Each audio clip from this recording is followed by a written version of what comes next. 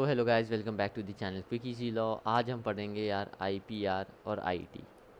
Scoring है, मैं आपसे कहूँगा अगर हम टू द पॉइंट पढ़ के जाए ना तो स्कोरिंग है। हमें तो वैसे भी 10 में से 7 का टारगेट लेना है नेट के लिए, और जो बच्चे जेआरएफ को टारगेट कर रहे हैं वो थोड़ा सा 8 का ले लो, 9 का ले लो। पर मैं वैसे आपको बात बता रहा हूँ, अगर आप 7 का टारगेट भी लेके चले ना कि मेरे को 10 में से 7 क्वेश्चन करने 70%, तो भी आपका जेआरएफ के आप पास आ जाओगे।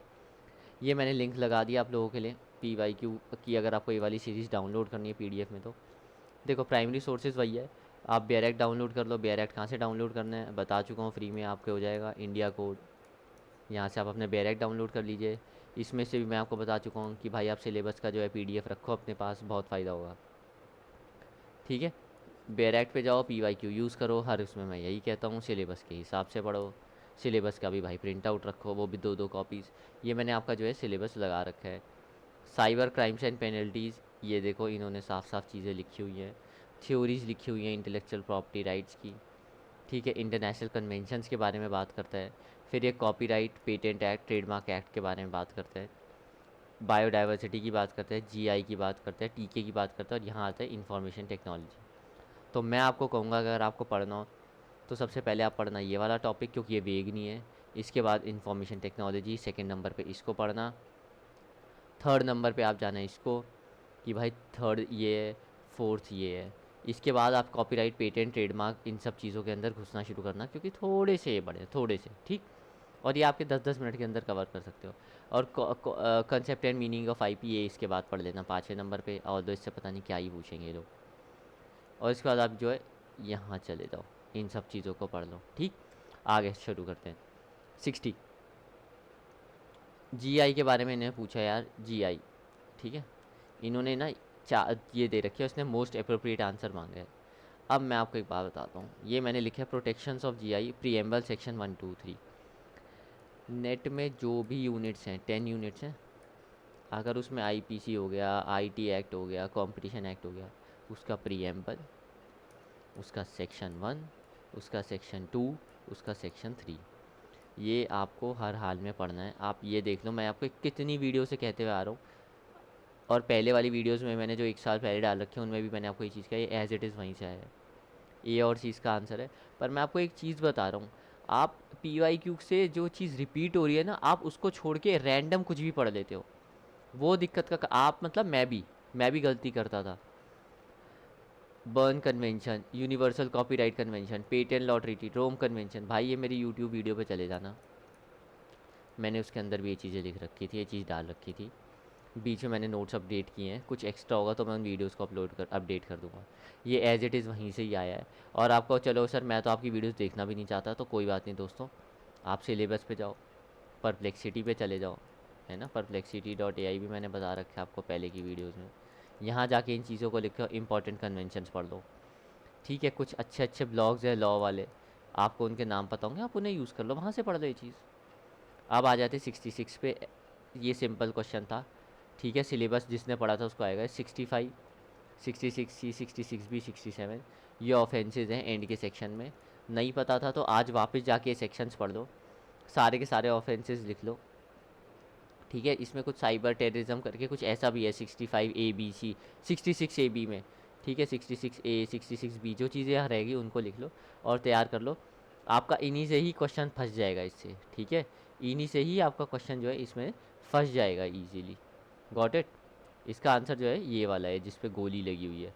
और आप भी अपने सारे आंसर्स को वेरीफाई करेंगे। रीज़न क्या है यार, इससे ना आपकी डबल रिवीजन होती है। अब आपने सपोज़ करो मेरे से गलती हो गई, मैंने गलत गोला बना दिया, फिर आपका तो गलत हो गया ना। इसलिए एक बार आप जब खुद भी जाएंगे ना बेर एक्ट में, तो पेपर में सपोज करो उससे मिलता जुलता, तो आप कहोगे भाई यार उस दिन मैंने खोला था इसके ऊपर मेंशन था। इसलिए खुद किया करो, डिपेंड मत हो। ये आपका सिलेबस का टॉपिक लिखा है, cyber crime penalty adjudication. Which provisions of the patent act states that discovery of an living thing और non living thing occurring in nature is not patentable. कहोगे क्या ये क्वेश्चन मुश्किल है? नहीं, आपको पता है पेटेंट एक्ट का सबसे इंपॉर्टेंट सेक्शन ही सेक्शन 3 है। अगर आपने थोड़ा भी IPR पढ़ा होगा ना LLB में, तो आपको ये चीज़ पता है। अब आप कहोगे ये हम कैसे याद रखें? यार देखो, इसमें आपको ना रिवीजन का थोड़ा सा रोल ज़्यादा हो जाता है। मुझे पता है, मेरा कहना बहुत आसान है सेक्शन 3, और हम भी सेक्शन 3 ऊपर ऊपर से ही पढ़ते हैं, पर A, B, C, D, E ये मुश्किल होती है। तो जैसे लिविंग थिंग वाली चीज़ है ना, और इन्होंने क्या मुश्किल चीज़ पूछी नहीं, इन्होंने सेक्शन 3 का एक्सेप्शन पूछा है दोस्तों। बहुत बारे पेपर इजी बनाने के लिए आपसे एक्सेप्शन पूछते हैं, तो जो चीज़ ना है नॉट, पूरा सेक्शन बात करें ये हो सकता है, ये हो सकता है, ये हो सकता है, और एक चीज़ कह रही नहीं, तो पहले ये वाली चीज़ इंपॉर्टेंट हो जाती है, फिर ये वाली चीज़ इंपॉर्टेंट होती है। आप स्कीम समझ रहे हो कि जो एग्जामिनर है वो थोड़ा पेपर इजी के लिए आपसे एक्सेप्शन पूछ रहा है, जो चीज़ हो सकती है वो नहीं पूछ रहे। क्यों? क्योंकि याद करना मुश्किल हो जाती है, उसको भी ये चीज़ पता है। 104 ब्रॉडकास्ट रिप्रोडक्शन राइट भाई कितने साल की होती है? तो यहाँ आंसर जो है 25 साल है। ठीक है, थोड़ा सा ये जो है हल्का सा जो है बच्चे कभी बार पढ़ते हैं, कभी बार नहीं पढ़ते हैं। आपने पढ़ा था तो बहुत अच्छी बात है, नहीं पढ़ा था तो इससे आपको ये देखना है कि आईपीआर में बाकी सबकी ड्यूरेशंस क्या है। अगर लेटेस्ट अज्यूम या पब्लिशमेंट की कोई डायरेक्ट बात करता है, उसकी क्या है, ट्रेडमार्क कितने साल का होता है, कॉपीराइट कितने साल का होता है, मरने के बाद 60 साल जैसे जो लिमिट है कहाँ मेंशन है ना। और क्या कहते हैं, आपका जीआई का अगर कोई ड्यूरेशन है तो जीआई कितने साल का है ना। पेटेंट्स आपके क्या है, कब रिन्यू होते हैं, कितने साल के, ये चीज़ें आप पढ़ लो। ठीक है, ये चीज़ जो है ये आप पढ़ लो इस वाले सेक्शन से। जो हो गया सो हो गया, सब बच्चे वापस दे रहे हैं, तो सब बच्चे अब ईवन लाइन पे है। तो जो चीज़ इन्होंने पूछी है उस इस बार वो एग्जैक्ट रिपीट नहीं होगी, पर उससे रिलेटेड चीज़ें रिलेट होंगी।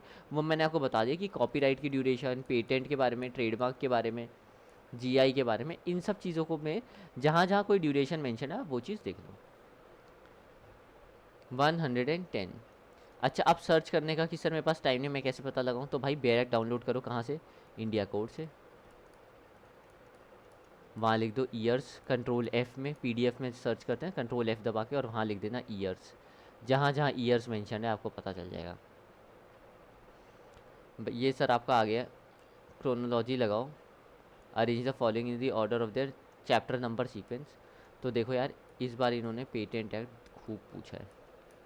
ठीक है, तो इन्होंने क्या की, सीधे क्रोनोलॉजी पूछ ली। तो जो मैं आपसे कहता हूँ ना सर आप इंडेक्स डाउनलोड करो, इंडेक्स डाउनलोड करो, मैं इसलिए बार बार बोलता हूँ।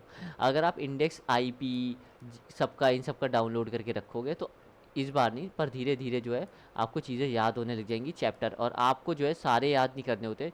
बहुत बार तो ऐसा होता है कि जो एक वाला सबसे एंड में दे रखा होता है उसी से ही ये सारा क्वेश्चन सॉल्व हो जाता है। तो आपको सारे चैप्टर्स या सब्जेक्ट्स रखने की भी ज़रूरत नहीं होती। बस एक बार आपकी आंखों के सामने वो चीज़ गई हो तो आपके दिमाग में स्टोर हो जाती है। The authentication to be effected by the use of asymmetric crypto system and hash function is known as digital signature. Check करो, आप भी चेक करो, इससे हमें क्या पता चल रहा है। पेपर में अगली बार के लिए अब हम प्राइवेट की पढ़ेंगे, पब्लिक की पढ़ेंगे, ई गवर्नेंस कौन से उसमें मेंशन है ये पढ़ेंगे। इन्फॉर्मेशन टेक्नोलॉजी लॉ से आया था, इंपॉर्टेंट चीज़ें जो आप आईटी की पढ़ लेना। मैंने वीडियो बना रखी है, अगर आपने वीडियो नहीं देखी तो आप देख लो जाके। 127, ये इन्होंने सेक्शंस दे रखे थे कॉपीराइट एक्ट के। कॉपीराइट के अंदर जो है हम कंपलसरी लाइसेंस का जो है सब्जेक्ट पढ़ते हैं, ओ सॉरी सब्जेक्ट कह रहा हूँ, टॉपिक पढ़ते हैं, इंपॉर्टेंट है। पर ये जो क्वेश्चन है थोड़ा सा डिफ़िकल्ट था, तो इस क्वेश्चन को अगर आप कर पाओ बहुत अच्छी बात है, नहीं कर पाओ तो स्ट्रेस मत लेना, दिमाग को समझाने ना कि भाई मुझे जीआरएफ निकालना है, और जीआरएफ 100 में से 100 नहीं, 100 में से 70 पे भी हो जाता है। ठीक है, तो 30 क्वेश्चन का मेरे पास बफर है, तो मैं स्ट्रेस नहीं लूँगा, पर बाकी क्वेश्चन को ईमानदारी से करूँगा। So thank you guys for watching this video. I hope आपको ये सीरीज़ समझ आ रही है, आपको ये अच्छा लग रहा है। अगर मेरी वीडियोज़ अच्छी लगती हैं तो कमेंट कर दिया करो, कुछ पॉजिटिव लगता है तो बता दिया करो नीचे, मुझे बहुत अच्छा लगता है अगर कोई कहते हैं कि हाँ मेरे को फ़ायदा हुआ है, या सर ऐसे ऐसे आप इस चीज़ को और अच्छे से बता सकते थे, तो मेरे को बहुत अच्छा लगता है कि हाँ बंदा एटलीस्ट चीज़ें देख रहा है और कंस्ट्रक्टिव फीडबैक दे रहा है कि ये वीडियो और अच्छी हो पाए आने वाली। So thank you guys, I will see you again, best of luck for your upcoming exam.